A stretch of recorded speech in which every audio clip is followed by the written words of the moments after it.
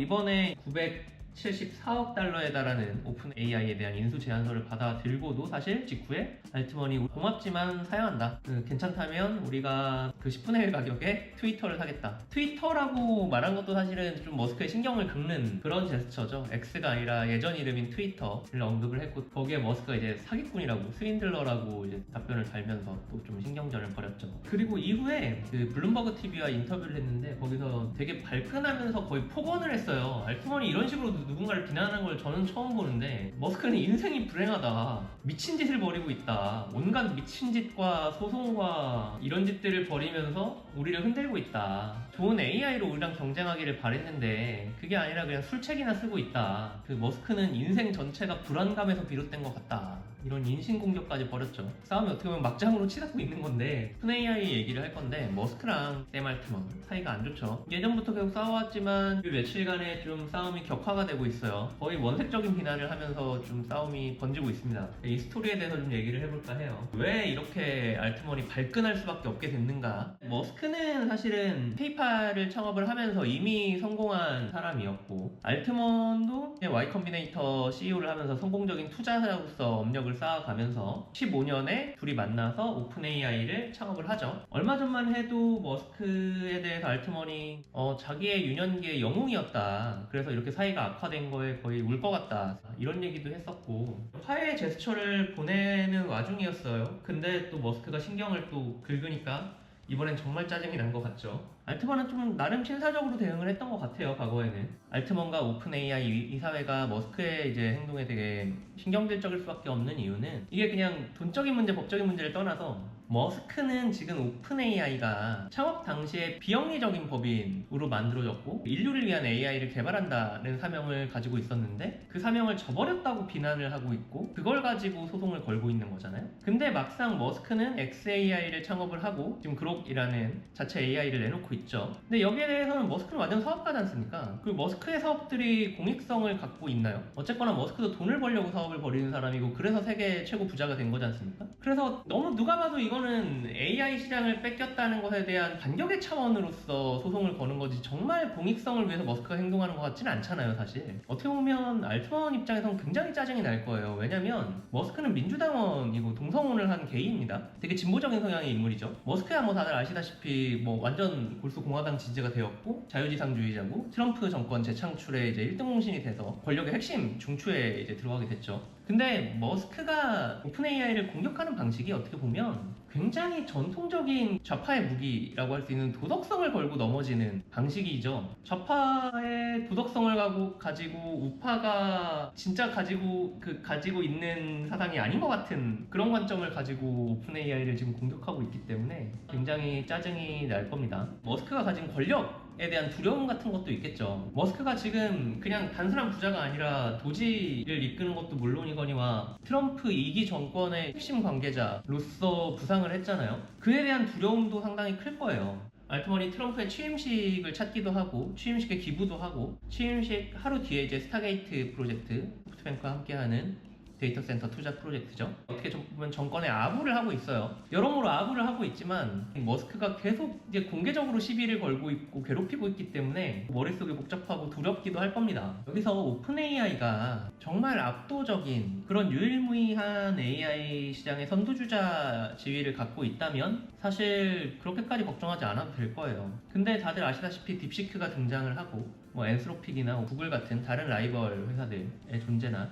AI 시장 내부의 경쟁적인 상황들이 최근 들어서 급속도로 빠르게 바뀌었죠. 그러면서 오픈 AI도 샘 알트먼도 되게 빠르게 대응을 하고 있어요. 여러 가지 기능들과 서비스들을 계속 출시를 하면서 자신들의 그 기술적인 우월함을 증명하려고 노력을 하고 있죠. 그리고 기술 격차를 계속 유지하고 있다는 점을 시장에 증명을 해야지 현재의 압도적인 선두주자라는 입지를 증명을 계속 해줘야 하는 그런 상황이 된 거죠. 좀 중국을 포위하기 위한 대중국 서방의 이제 뭐 AI 장막이랄까요? 이런 게 필요해진 상황이 됐어요. 그러니까 정치적인 압박이 필요를 하고, 이거는 오픈 AI 또는 샘 알트먼 개인 또는 하나의 법인이 할 수 있는 그런 사이즈가 아니죠. 그러려면 미국 정부의 협력이 필요한데 말씀드렸다시피 트럼프와 이제 머스크의 회방이 계속되니까 이제 알트먼 입장에서는 되게 이거 어떡하지 싶은 생각이 들면서 머리가 복잡해지고 짜증이 나고 이런 상황이 아닐까 싶습니다. 기술적인 좀 전환점에 대해서 살짝 언급을 더 드리자면 딥시크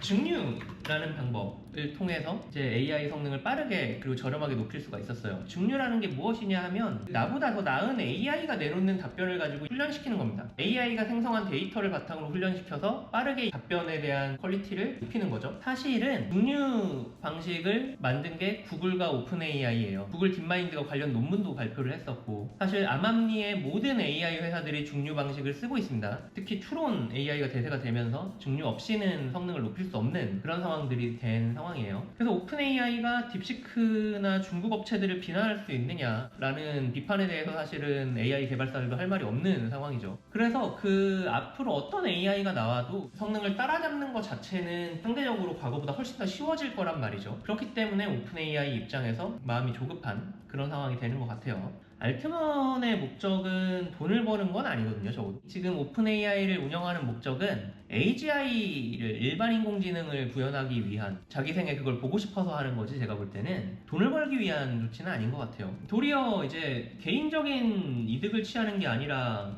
좀 더 큰 그림을 그리고 있기에 돈이 더 필요한 이런 문제들이 생기는 거예요. AGI 구현을 위해서는 그냥 단순히 효율적인 모델을 만들어서 돈을 벌자고 하면 그냥 모델을 작게 효율적으로 만들어서 이걸 팔아먹으면 돈이 벌리겠죠. 근데 일반 인공지능, 사람을 뛰어넘는 초지능에 도달하기 위해서는 여전히 막대한 연구개발 자금과 인프라가 필요할 겁니다. 왜냐면 아까 말씀드렸던 증류라는 방식으로는 얘보다 더 나은 AI를 만들긴 힘드니까요. 그러려면 그 막대한 자금을 만들기 위해서는 영리법인의 전환이 필요한데, 근데 머스크가 계속 태클을 거니까 머리를 이제 쥐어뜯게 되는 그런 상황들이 이제 계속되는 거겠죠. 현재 오픈 AI의 구조에서부터 접근을 해야 합니다. 오픈 AI는 원래 비영리법인으로 만들어졌죠. 이 부분에 대해서 계속 공동 창업했던 머스크가 비영리법인의 사명을 저버렸다면서 계속 태클을 걸고 있는 거고요. 그리고 밑에 챗GPT를 운영하는 영리법인이 있어요. 그리고 투자는 영리법인에다가 받습니다. MS의 투자도 그렇고 소프트뱅크의 최근 투자도 그렇고 GPT를 운영하는 실제 영리법인을 비영리법인이 지배하고 있는 구조예요. 근데 투자자들은 당연히 수익을 위해서 투자를 하는 거기 때문에 작년에 이제 거액의 투자를 받으면서 전환사채 형식으로 투자를 받았어요. 그래서 10년 내로 이 오픈 AI를 완전히 영리법인으로 전환하는 조건을 걸고 투자를 받았다고 합니다. 기한까지 영리법인 전환이 실패를 한다면 법적인 문제가 생기는 그런 상황이 됐죠. 근데 이 영리법인화라는 게 공익법인이라는 형태가 있대요.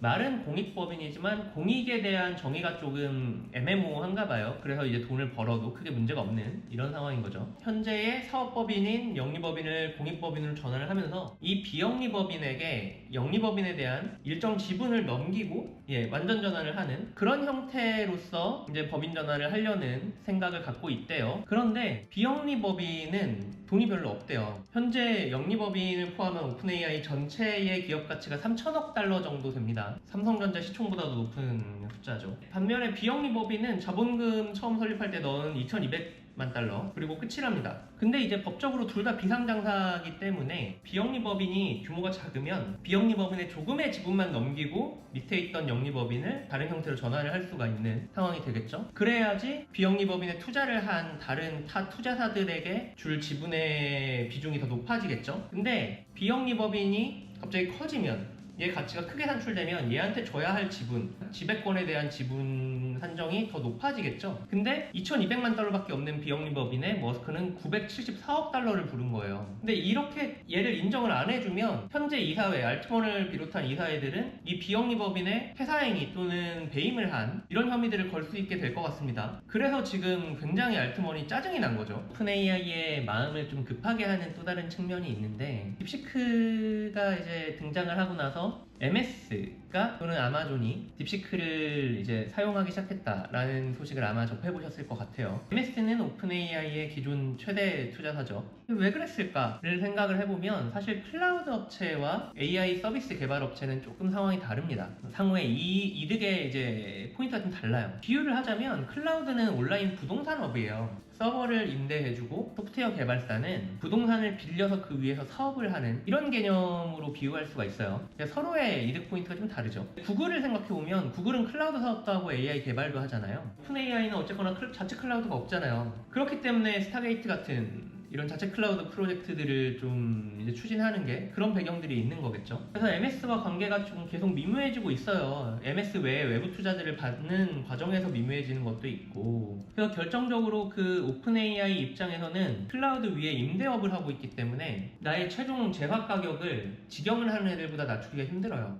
AI에 대한 단가를 낮추는데 구조적인 한계가 있어요. 그렇기 때문에 앞으로의 꾸준한 현금 흐름이 됐든 AI 개발이 됐든 투자 방향이 됐든 굉장히 지금 생각이 복잡해지고 있는 상황일 겁니다. 여러 좋지 않은 상황들에 대한 알트먼의 이제 대응 방안은, 그러니까 서방 국가들을 쭉 돌면서 대중국 AI 포위망을 어떻게 보면 형성하고 있는 거죠. 미국과 정보 자산을 공유할 수 있는 국가들을 돌면서 너희들이 서방의 AI를 써야 한다, 그리고 오픈 AI의 AI를 써야 한다라는 걸 설득을 하고 있는 것 같아요. 큰 틀에서 이 과정에서 당연히 미 정부와는 정말 방산업체 레벨의 긴밀한 공조가 필요합니다. 그래야지 이제 더 판을 벌려서 투자를 계속 받을 수 있겠죠. 머스크는 정말 끝까지 태클을 걸 겁니다.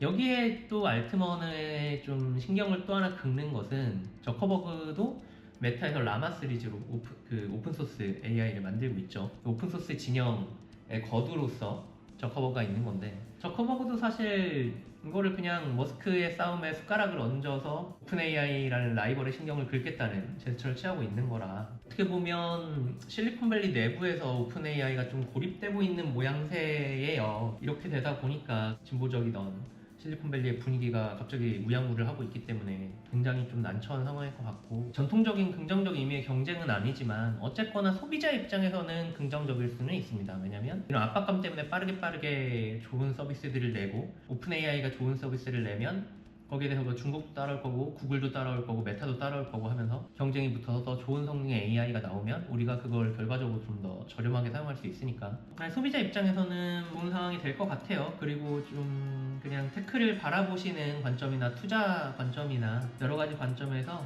큰 틀에서 단순히 그냥 성능 경쟁이나 가격 경쟁을 넘어서 좀 정치적인 이슈들을 앞으로 당분간은 굉장히 주목하셔야 할 상황인 것 같습니다.